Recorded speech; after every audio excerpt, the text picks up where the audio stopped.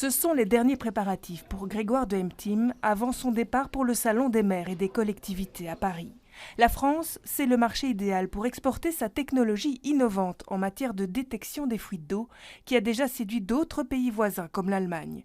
Ce salon, c'est un retour sur investissement garanti. Les gens sont bombardés d'emails, tandis que si on les rencontre vraiment à un salon en personne, il y a beaucoup plus de résultats qui en ressortent. Un investissement rendu possible grâce à un subside régional d'aide à l'exportation, subside qui disparaît en 2024. Chez Shape, c'est l'incompréhension. La Belgique est un pays relativement petit, on vit dans un écosystème beaucoup plus large avec l'Europe.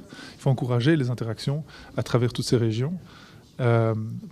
Plutôt que le contraire. Même étonnement du côté des PME affiliées à la Chambre de commerce de Bruxelles. Bessie, qui s'étonne aussi de ne pas avoir été consultée. C'est d'autant plus incompréhensible quand on veut relancer l'image de Bruxelles à l'international, ce qui est, paraît-il, la volonté de la même personne en charge du dossier. Et donc c'est totalement incompréhensible. Et ce qu'on va assister, c'est probablement une délocalisation d'un certain nombre d'entreprises vers notamment la Flandre et la Wallonie. Hans Persons est la secrétaire d'État en charge du dossier. Elle a expliqué sa décision au Parlement bruxellois cet après-midi.